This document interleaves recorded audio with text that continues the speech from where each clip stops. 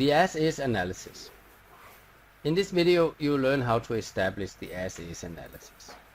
The video is divided into the following topics: the purpose and benefit of the as-is analysis, best practice performing the as-is analysis, as well as we will have a look at the as-is analysis document. So let's start by looking at the purpose and benefit of the as-is analysis. So here we have the chart from the previous lessons where we looked at the process for getting the design completed, going from as-is to gap analysis to be, finishing it off by a business blueprint confirmation workshop, and from the design process there was a number of deliverables. As well as remember that the as-is analysis document is not normally a required deliverable. It can be, but it is not necessarily a deliverable. But what we will now look at is specifically to the as-is part. So here we have the situation where we want to go through the as-is analysis and we want to have it done. So let's look at the purpose and the benefit of doing that. So first of all, the as-is analysis forms a functional baseline. And this as-is baseline is useful for support obtaining a business sign-off to the current situation. There might be, you can get in a situation where there is stakeholders in your project that believes that they're doing something else than what is actually happening. It can be because of the organization is not executing as they expect it to do, or they have a feeling that something is automated process, but in fact there is someone sitting every day doing it manually in Excel or something without system support. So there might be a gap in the organization of clear understanding of exactly how is the business process performed from start to finish. So the as-is analysis will provide a baseline that can ensure that you get the sign off and everyone gets in the same understanding. Now, if you get this baseline created and documented, that means that the baseline will be used or can be used as a reference between the current situation and the to-be design. There is often the situation that when the project is finished, someone will come and say, oh, so by the way, now the new design, how different is it from the old design? And even though you understand how the current system works and the process, how it looks like, you might not be able to quantify it if you don't have a documented baseline. So in such a situation, having the as-is baseline, it can help you mitigate that situation, and you will now be able to match the two and provide a quantitative analysis of what is exactly the changes. And as mentioned, it will also support that all project members as well as the stakeholders in the organization have a clear understanding of exactly how does the current process work, as well as the system environment that it works in. And then as a benefit for this is also for the project manager, as this will be a valuable tool to support you in planning and estimation of work, and especially such as determining functional and technical scope. If you know the current situation in very detail, you can map that to explicitly what processes in SAP you have to expect that you need to design and configure and test and so on. As well as once you know that, you will also know much better how much budget and how much effort is needed to complete design, build, testing, etc. And if you are the customer side and you want to go out and request proposals from vendors for implementing SAP, having the baseline as-is baseline will help you to do a very detailed request for proposal and thereby get a better success rate in that the contract and the proposal you receive fits with what you actually have and what you need, and there will be no surprises as you go through the design. Now, so with all these benefits, then why don't we do this in every single project? And why did we say in the previous lesson that this is not always a formal deliverable? Well, we say that because performing an as-is analysis requires time and effort, and often it requires a large or a significant amount of time and effort. And such it can take the focus away from the to-be process. People are so focusing on understanding what is the current situation, documenting that, making nice flowcharts, making nice documents describing the whole as-is situation, where in fact once you have finished the to-be design, the as-is situation doesn't matter anymore. So depending on the scope of your project, how long it is, you need to be careful not to take the focus away from the to-be and spend a significant part of your design phase actually doing as is, discussing requirements, discussing what they do today, what works, what doesn't work, as instead of discussing how can the new process be designed in the best way. Now that said, you need to have an understanding of how the current process works, but you don't necessarily need to go into a detailed documentation.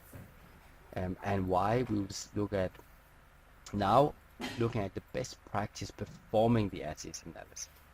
So if you decide to do an as-is, you should give it the same importance as the to-be design. It should be the same quality, the same process of documenting it and going through the workshops. But just be aware that there is time and effort for doing it, and such time and effort you should split out. So when you have your design phase, it should be very clear what part of the design effort and schedule is reserved for the as-is analysis, what is the deliverable, what is the sign-off of the as-is documents, and then what part is the to-be, and finally what part is the confirmation workshop. Split it out, otherwise there is a risk that it will flow together and you will end up suddenly having spent too much of your schedule or scheduled time on the as-is, and now you're running out of both time and budget. And why I'm saying that is that you should not underestimate the effort required. Often information that everyone expect already is documented and available, in fact is not available. There might be that it's people that knew this process in detail is no longer in the company or has moved to a different function, and there's people who's just executing some part of a process but they don't really know why and how it works. So information that should be documented might not be. So with that, there is a risk again that you spend effort that won't be beneficial to the end goal. Remember that the end goal is that you implement an SAP system to provide a best practice process using standard SAP with some customization as needed to solve the business problem, provide the value, and at that point what you did before is irrelevant. So only do the as-is analysis if the analysis will be actively used later in the project. If it's a hard requirement that you must be able to quantify the new design versus the old, you might not have a choice. You might need to go through the as-is analysis process. So in that case, you have to do it. You budget it separately, you schedule and plan it separately, and you track it that each milestone is met. It's not like you just postpone the problem to the end of the design, running out of time.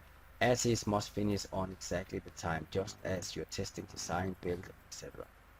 So if it be actively used later in the project, fine, there might be good reasons why to do it. But there is a risk, and that is that the as-is analysis often get people stuck in the old ways of doing things. And what I mean with this is that as you go through interviewing people, drawing, visualizing how the process is, finding out where is the problems, it might be that a certain person left and documentation is not there. People suddenly get refreshed of what is exactly is that they're doing.